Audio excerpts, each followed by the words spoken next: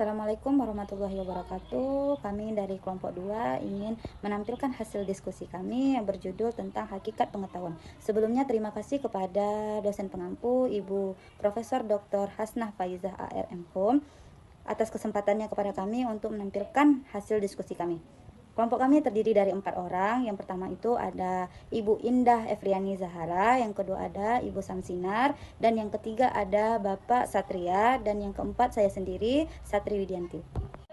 Nah, untuk materi pertama akan dijelaskan oleh saya sendiri, yaitu tentang pengertian pengetahuan. Dari sisi etimologi, dijelaskan di Encyclopedia of Philosophy bahwa kepercayaan yang benar adalah pengetahuan. Dari segi terminologi, dalam Bahtiar pada tahun 2004 mengatakan yang diketahui merupakan pengetahuan. Nah, jadi apapun yang kita ketahui adalah berupa pengetahuan. Selanjutnya yaitu ada hakikat pengetahuan. Nah, dasarnya pengetahuan merupakan kondisi mental. Sesuatu yang diketahui merupakan penyusunan pendapat mengenai suatu objek. Menurut Bahtiar pada tahun 2004 ada 2 teori untuk mengetahui tentang hakikat pengetahuan. Yang pertama itu ada realisme. Realisme ini disebut pandangan memiliki pendapat bahwa bersifat nyata pada alam. Yang kedua itu ada idealisme. Idealisme ini adalah teori untuk menekankan mustahil dalam memperoleh kebenaran pengetahuan yang sepadan dengan kenyataannya. Selanjutnya yaitu tentang sumber pengetahuan. Menurut tafsir, mengemukakan bahwa pengetahuan dalam diri kita didapat dengan memakai macam-macam peralatan yang menjadi asal pengetahuan tersebut. Terdapat beberapa pendapat mengenai asal pengetahuan. Yang pertama itu ada empirisme, yang kedua itu ada rasionalisme, yang ketiga itu ada intuisi. Intuisi merupakan produk dari perubahan pemahaman yang tertinggi. Intuisi hampir sama dengan insting, tapi berbeda dengan kebebasan dan kesadarannya.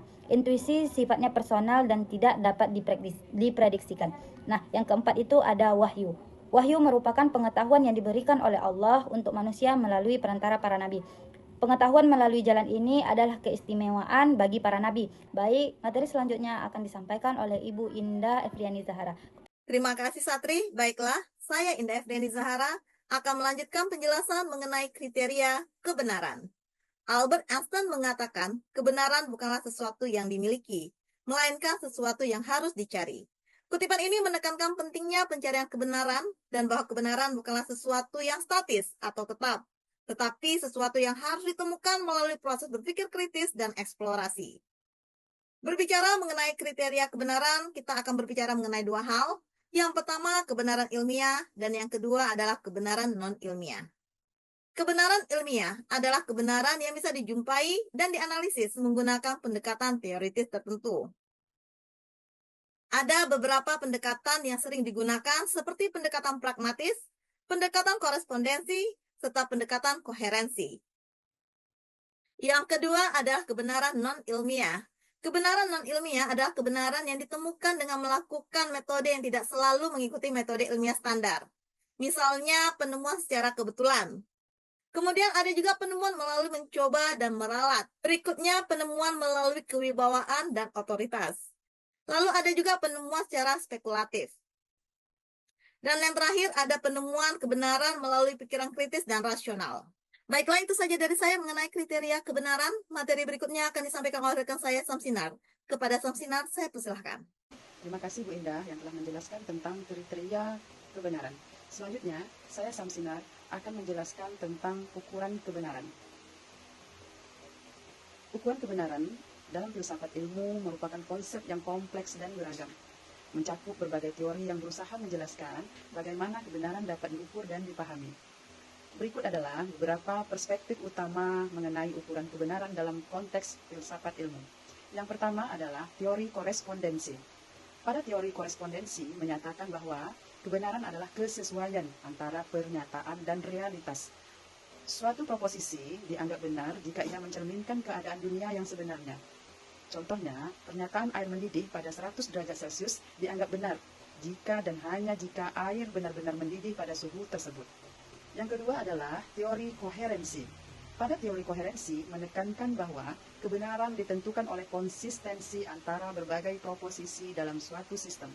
Sebuah pernyataan dianggap benar jika ia dapat diintegrasikan dengan baik ke dalam jaringan proposisi lain yang sudah diterima sebagai kebenaran. Misalnya dalam sains, Teori-teori harus saling mendukung satu sama lain untuk dianggap valid. Yang ketiga, teori pragmatis. Dalam teori pragmatis, kebenaran diukur berdasarkan hasil praktis atau manfaat dari suatu pernyataan. Suatu ide atau teori dianggap benar jika ia memberikan solusi yang efektif terhadap masalah yang dihadapi. Dalam konteks ini, kebenaran bersifat lebih fleksibel dan dapat berubah seiring perkembangan pengetahuan dan pengalaman. Demikianlah yang bisa saya sampaikan tentang ukuran kebenaran. Selanjutnya, teman saya Satria akan menyampaikan tentang kriteria berpikir. Saya akan melanjutkan materi yang telah disampaikan oleh rekan saya tadi. Dalam menemukan kebenaran ilmiah, ada 3 tahapan yang harus dilalui. Yang pertama, skeptik, cara berpikir ilmiah, yang dimana ketika kita menerima kebenaran, kita tidak menerimanya secara mentah, melainkan kita mencari fakta-fakta terbarunya. Dengan begitu, kita mendapatkan kebenaran secara faktual, secara nyata. Nah, yang kedua, menemukan tingkat kebenaran ilmiah secara analitik, di mana ketika kita menemukan permasalahan dalam menyelesaikannya, kita tidak perlu tergesa-gesa. Kita di posisi itu kita perlu menimbang bagaimana yang harus kita kerjakan dulu, bagaimana penyelesaian masalah yang kita hadapi ini supaya bisa menjadi lebih mudah. Nah, yang ketiga, proses berpikir kritis, di mana ketika kita dihadapkan dengan masalah, kita harus mencari berbagai alternatif lain untuk menyelesaikan permasalahan itu. Kita dalam menyelesaikan masalahnya, kita tidak menjadi subjektif, melainkan kita menyelesaikannya secara objektif. Agama bisa dianggap sebagai teori kebenaran. Mengapa demikian? Agama bisa diartikan sebagai teori kebenaran karena kebenaran agama didasarkan oleh kepercayaan masing-masing yang sifatnya ini bersifat mutlak. Lalu, agama juga mempunyai ciri khas, yaitu menjadi alternatif jawaban ketika seseorang itu dihadapkan masalah yang menurut dia itu berat, maka ia mengadu ke Tuhan. Dengan begitu, seseorang itu akan percaya bahwasanya Tuhan itu akan membantunya dalam menyelesaikan masalah.